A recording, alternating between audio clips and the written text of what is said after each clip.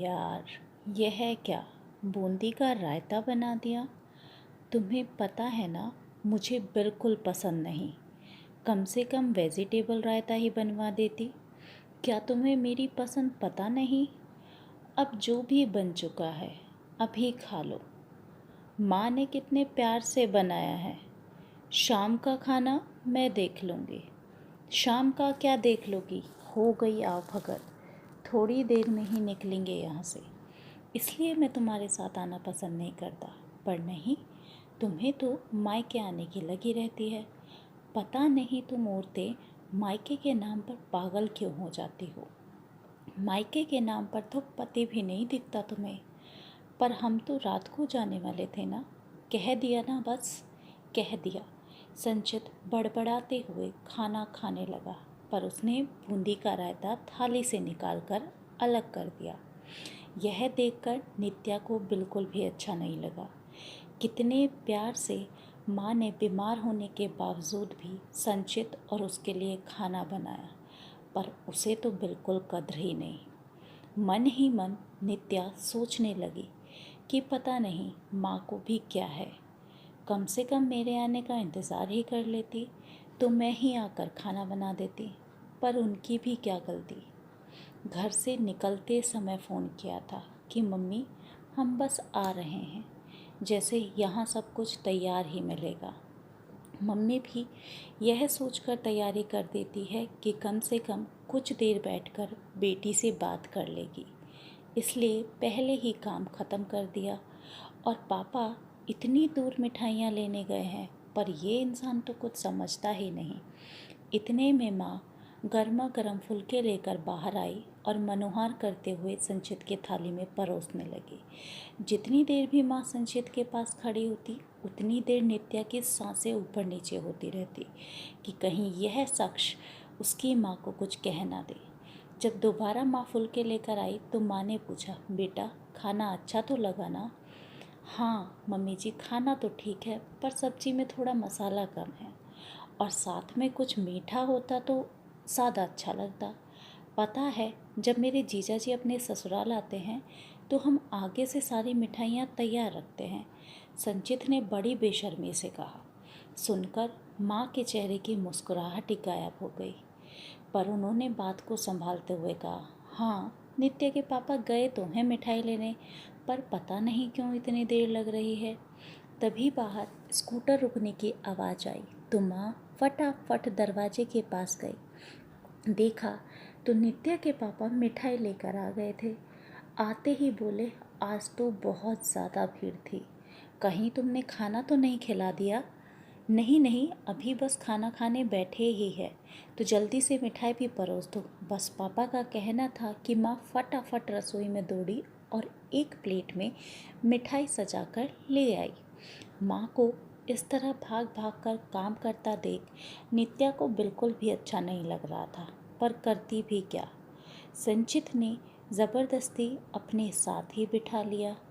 अभी शादी को 3 महीने ही हुए हैं, इसलिए नए दामाद को नाराज़ ना करना, यही सोचा माँ ने भी उसे संचित के साथ ही बैठकर खाना खाने को कह दिया।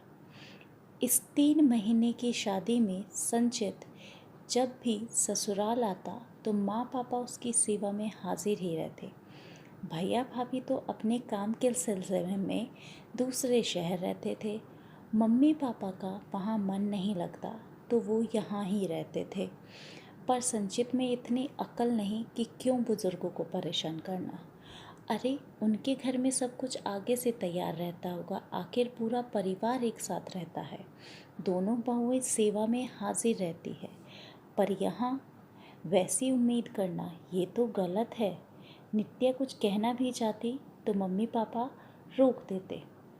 खैर, खाना होने के बाद अभी थोड़ी देर बैठे ही थे कि संचित ने जाने की ज़िद पकड़ ली। पापा मनोहार करने लगे, बेटा कुछ देर तो रुक जाओ, आज तो वैसे भी तुम्हारा संडे है।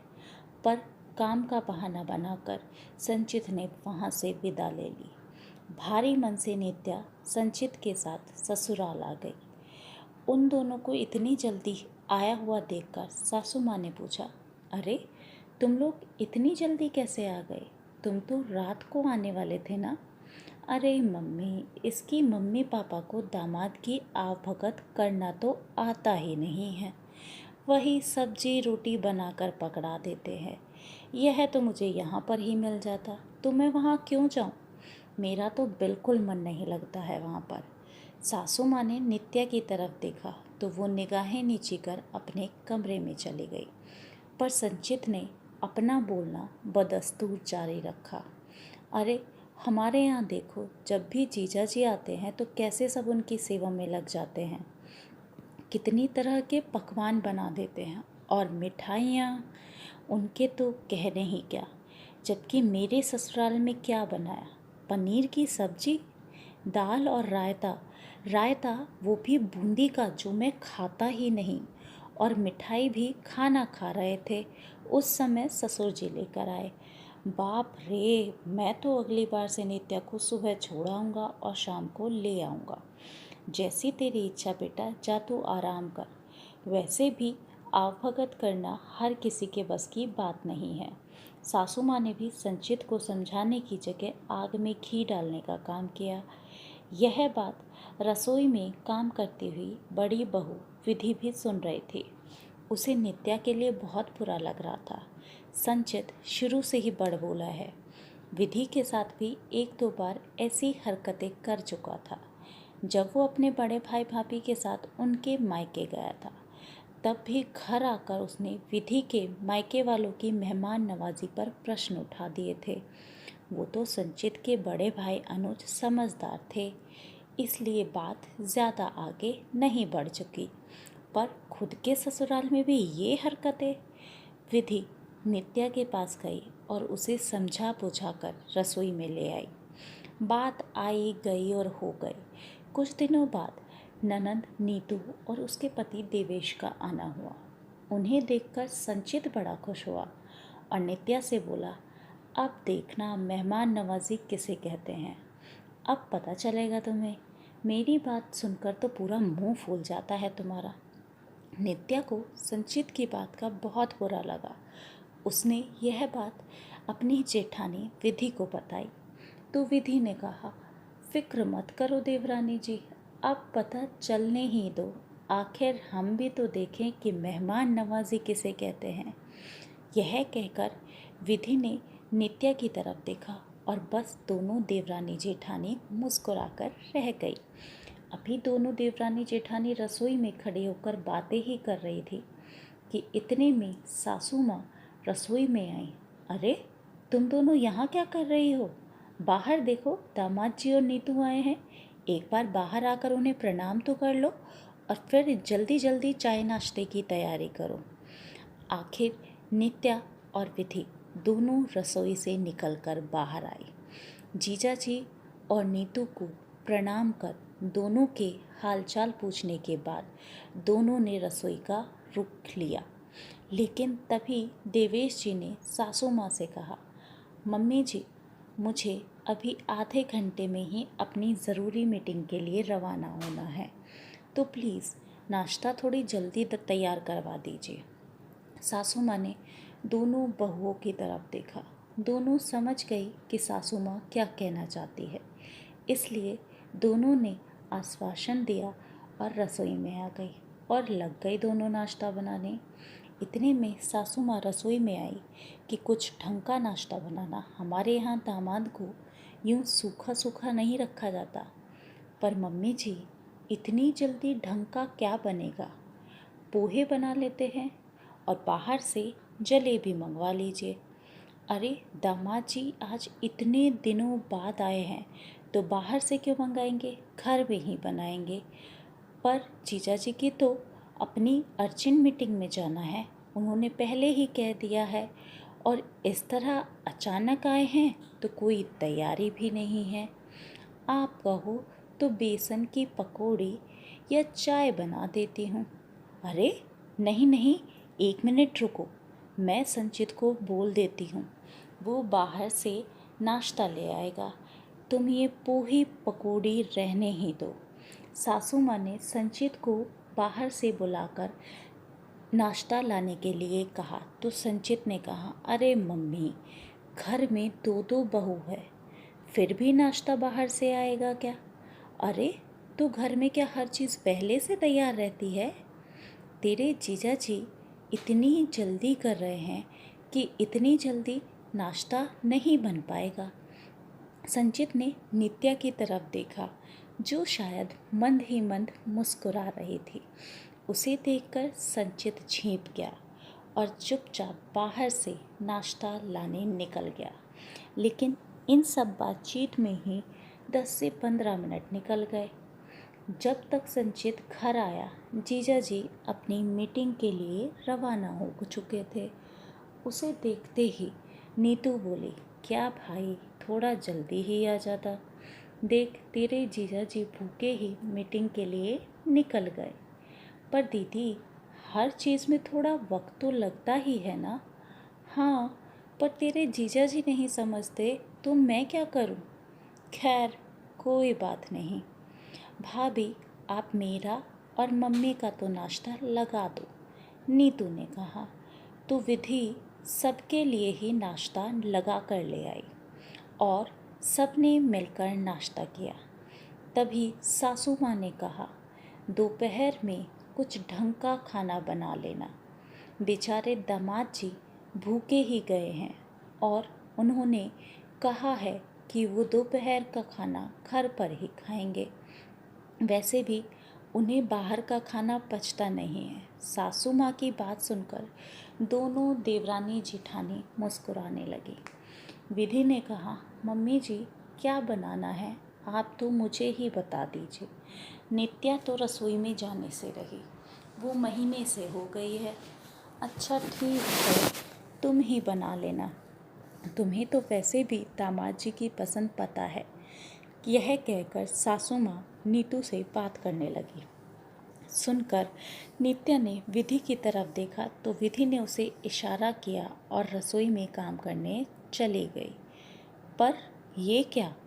थोड़ी देर बाद अचानक विधि की जोर से आवाज़ आई, उई उई माँ, मर गई मैं तो। आवाज़ सुनकर सासू माँ और नीतू रसोई में दौड़ी चली आई। देखा तो विधि जमीन पर पड़ी हुई थी। अरे, क्या हुआ तुझे? भली चंगी तो रसोई में आई थी। मम्मी जी, पैर स्लिप हो गया। हाय मेरा पैर, मेरी कमर। जैसे तैसे दोनों माँ बेटी विधि को सहारा देकर कमरे तक छोड़ गई और नित्या को बोल गई, नित्या, ज़रा इसके पैर और कमर पर आयोडेक्स मल देना, तब तक हम खाने की तैयारी करते हैं। दोनों माँ बेटी रसोई में चल दी। इधर नित्या आयोडेक्स लेकर कमरे का दरवाज़ा बंद कर विधि के पास आकर बैठ गई। दोनों की हंसी रुकने का नाम ही नहीं ले रहे थे, लेकिन करते भी क्या? आखिरकार यह बताना ज़रूरी था कि बहुओं के दम पर दूसरों की मेहमान नवाजी करना बहुत आसान होता है। खैर, दोपहर में दामाद जी घर पर आए। तब तक संचित भी घर पर आ चुका था। दोनों जीजा साले साथ में ही खाना खाने बैठे। इतने में नीतू ने देवेश जी और संचित को खाना परोसा। खाने को देखकर एक बार तो संचित का चेहरा भी बन गया। खाने में सिर्फ दाल चावल, रोटी, भिंडी की सब्जी और बूंदी का रायता था। वहीं मीठे में सूजी का हलवा था। संचित कुछ कहता है इससे पहले ही देवेश जी बोले, अरे, मैं यह भिंडी की सब्जी तो खाता नहीं हूँ। आज लगता है विधि भाभी यह बात भूल गई। यह कहते हुए देवेश जी ने भिंडी की सब्जी एक कटोरी में अलग निकाल दी। अरे, विधि भाभी को चोट लग गई और नित्या भाभी रसोई में जा नहीं सकती थी, इसलिए आज का खाना मम्मी ने बनाया है। आज एक दिन भिंडी की सब्जी खा लो ना, नीतू ने धीरे से कहा। देखो, पहली चीज़ तो ये कि मैं भिंडी की सब्जी खाता नहीं हूँ। तुम्हें पता था तो तुम्हें बनवाने ही नहीं चाहिए थी। दूसरा, ये क्या, सूजी का हलवा बना के रख दिया। मुझे इतना मीठा पसंद नहीं, इसे भी निकाल दो। देवेश ने कहा। यह सुनकर नीतू ने थोड़ी तल्खी से देवेश से कहा, पतिदेव, मेरा मायका आपका ससुराल है, कोई 5 स्टार होटल नहीं जहाँ सब कुछ आपके मन मुताबिक ऑर्डर करो और मिल जाए। सामने वाले की परिस्थितियों को भी समझना चाहिए।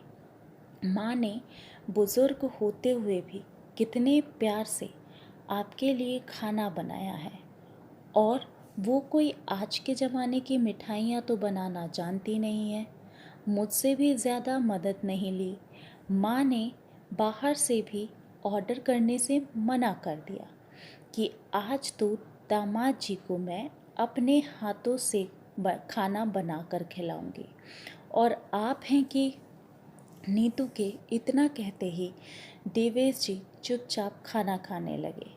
हालांकि देवेश और नीतू धीरे धीरे बात कर रहे थे, लेकिन संचित पास ही में बैठा था। उसे तो सब सुनाई दे रहा था, लेकिन उसने ये सोचकर कुछ भी नहीं कहा कि जीजा जी नाराज़ ना हो जाए।